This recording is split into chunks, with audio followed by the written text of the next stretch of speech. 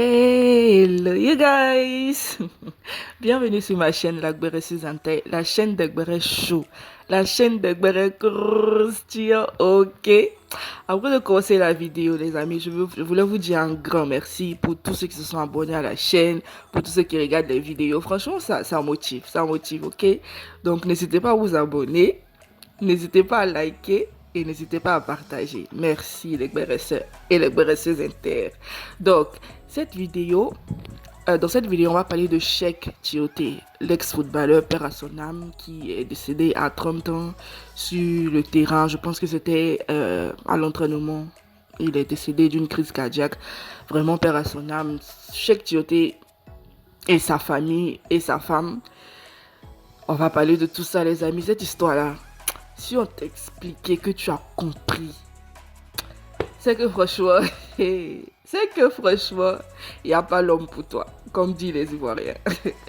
Les amis, cette histoire est trop compliquée. Cette histoire est... Non mais franchement, on va commencer du début jusqu'à la fin. Il y a tellement de rebondissements, mais on va essayer. Donc, prenez un thé et asseyez-vous. Donc les amis, Cheikh Tioté, après sa mort, a laissé un vrai patrimoine derrière lui. Sauf que comme on a appris, bon, d'abord, pour faire sa petite biographie, Cheikh Tioté a joué dans plusieurs clubs. Donc, et déjà, il est décédé malheureusement à 30 ans sur le terrain à l'entraînement. Et franchement, ça a surpris tout le monde. Je pense que sa femme même était la première. Bref, personne ne s'attendait à ça. Dans une émission, elle a expliqué comment elle a su et c'était vraiment dramatique en fait. Donc, quand il est décédé, je pense qu'il y a des biens qui n'ont pas été... Il y avait tellement de... Franchement, je ne sais même pas comment expliquer cette histoire parce que c'est tellement mélangé. Donc, Cheikh Tioté à sa mort, après sa mort plutôt, a laissé des biens. À ce qui paraît, il a plus de 14 biens ou 14 biens, un truc comme ça. Plusieurs biens en Côte d'Ivoire et des biens en Angleterre. Je pense que plusieurs biens en Angleterre aussi. Donc, il y a eu un bien que sa femme a essayé de vendre et c'est là qu'elle a mis son doigt dans le derrière du combat. C'est là qu'elle a tout gâté.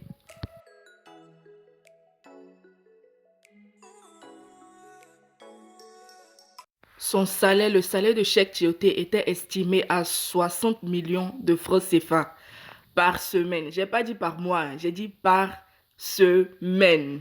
91 000 euros par semaine. Aïe, Seigneur Jésus. C'est dans quelle vie, moi, je vais espérer gagner autant d'argent? C'est dans quelle vie, Seigneur? Mais bref. Donc, ce que nous, on n'a pas compris, ce que les internautes ne comprennent pas jusqu'au jour d'aujourd'hui, c'est avec tout ce patrimoine, pourquoi c'est la dernière maison, la maison familiale qu'on veut vendre? Écoutez la vidéo du beurre. Domicile familial de feu Cheikh Tioté. Nous sommes avec sa sœur Vanessa Tioté et Laetitia Tioté, ses deux sœurs. Cheikh, il est orphelin de père et de mère. On l'est tous ses frères. On s'entend, on était à Bobo, jusqu'à ce que Cheikh parte. Ses amis d'enfance. On a vécu à Trècheville avec notre mère quand notre père est décédé à la psychose. On s'est retrouvé à Bobo-Doumé après le décès de notre mère. Cheikh est parti, il nous a ramenés à Angré, dans l'une de ses maisons, au Rosier. Après Angré, on a demandé à aller à Trècheville, il nous a ramenés à Trècheville. Après Trècheville, on a encore demandé à partir, c'est là qu'on s'est retrouvé à Angré au café 8. Et de là, c'est là ici il avait des locataires, ça faisait partie de l'une de ses maisons.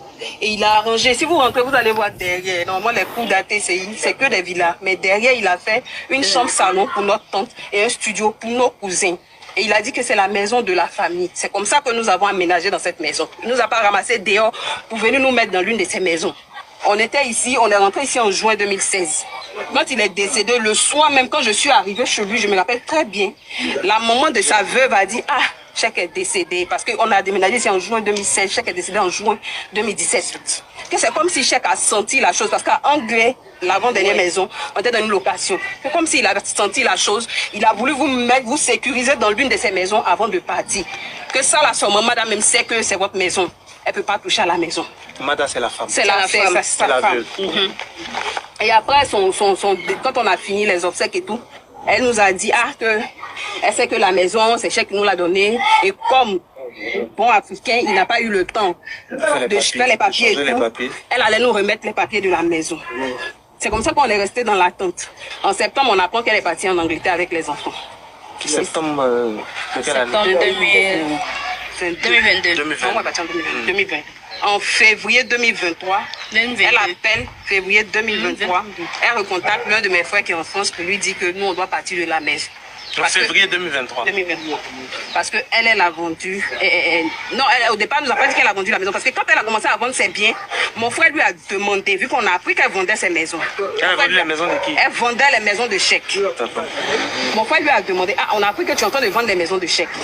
Elle dit qu'elle n'est pas en train de vendre les maisons de chèques. Et que ce sont des rumeurs. On a bien voulu croire qu'elle était de bonne foi. Jusqu'à ce qu'elle nous dise de quitter la maison. Tu sais qu'après de combien de maisons, il y a un immeuble R+4 à Abata. De près de 20 appartements. Tu prends tout ça, tu as pris même l'argent que la Chine a donné. On t'a déjà demandé si on t'a rien demandé. On t'a rien demandé, on t'a pas demandé les biens de chèques.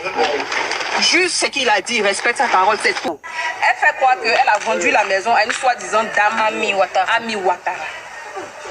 C'est quelqu'un qui baigne dans le mensonge, la m'a vide. On va s'en tenir au fait. Okay. Oui, expliquez-le. Elle nous a fait croire qu'elle a vendu la maison à une certaine dame Ouattara, Ami. Et à chaque fois que les gens viennent, c'est avec le nom de la dame qui vient.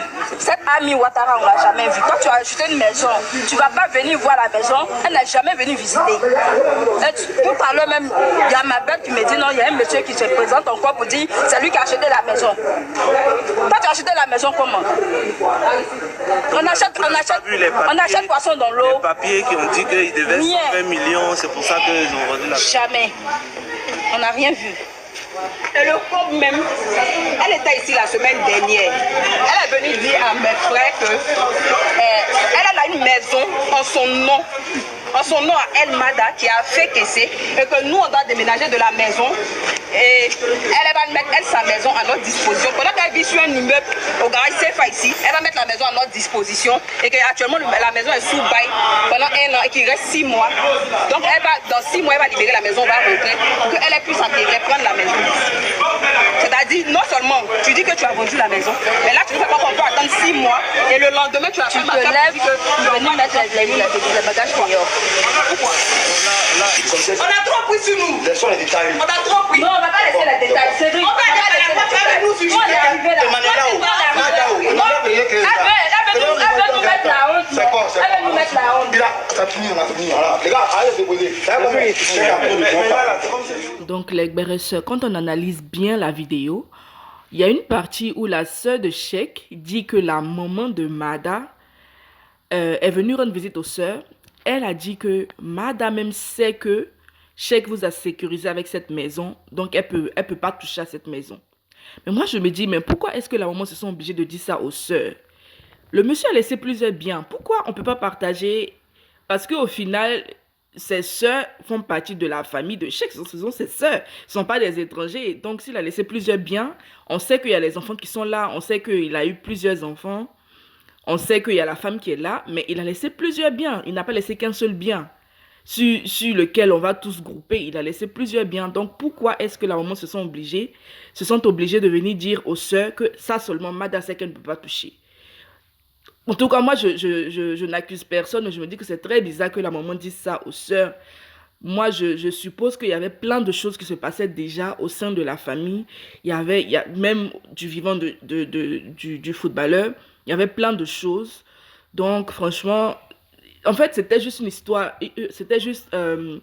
une histoire de temps pour que la vérité éclate au grand jour.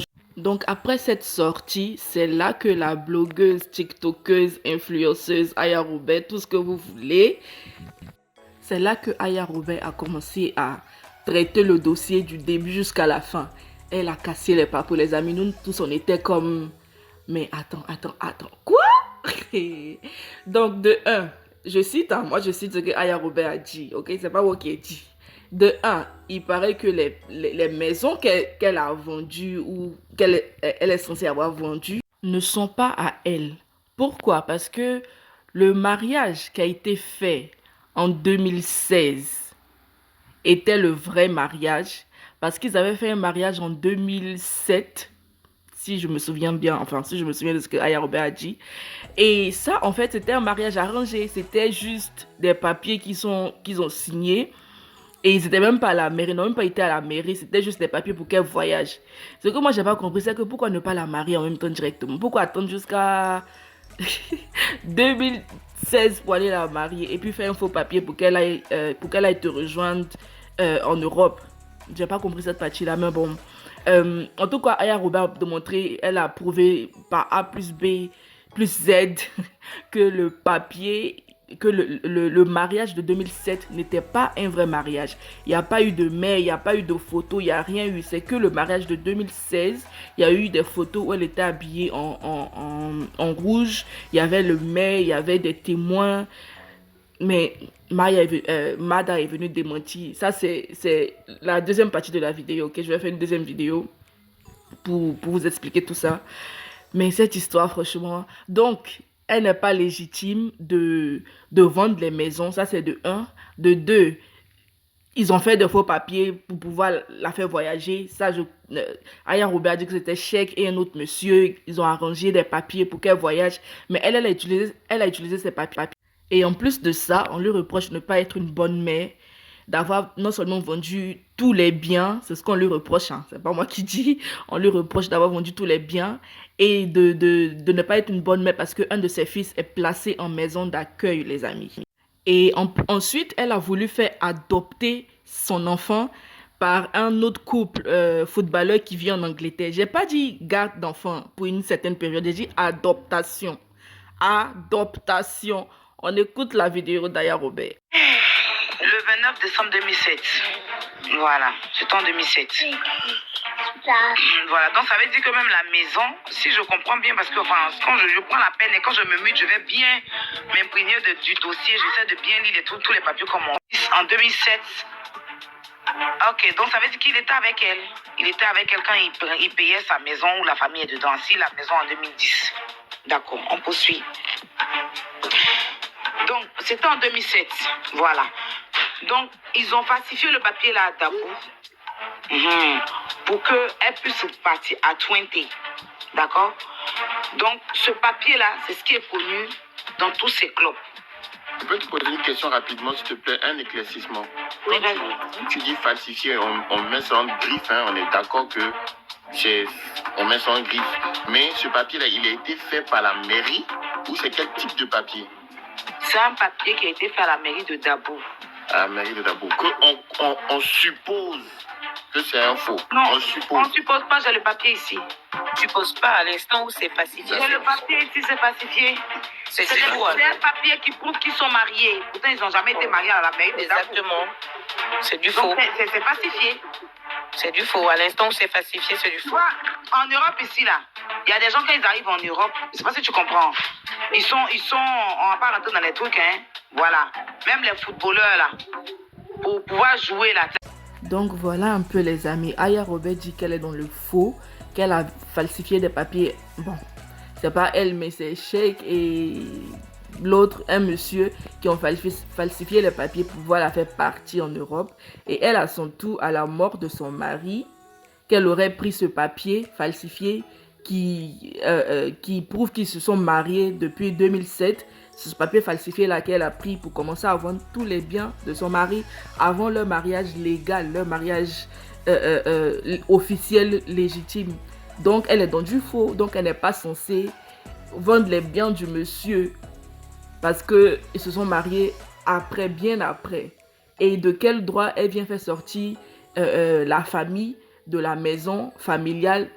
Parce que dans la vidéo, vous avez entendu que la sœur de Chèque a dit que Chèque lui-même a dit dans sa bouche. Il n'a pas mis ça sur les papiers, certes, pas dans un testament, certes, mais il a dit que c'était la maison familiale et il a même construit des studios derrière pour la tante, pour les cousins, etc., etc.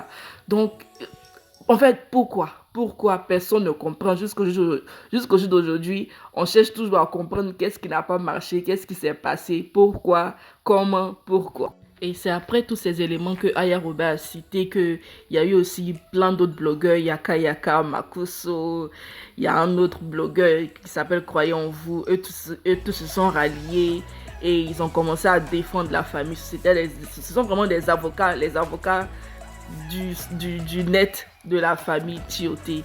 Franchement, il n'y a rien à dire. Ils ont des éléments, ils ont des preuves. Ils déconstruisent la Mada à balles réelles. Franchement, c'est réel, c'est pas du jeu, quoi. Bon, bref, les amis, c'était la première partie de la vidéo. À bientôt pour la suite. Bon, les amis, n'hésitez pas de liker, commenter, abonnez-vous. À plus.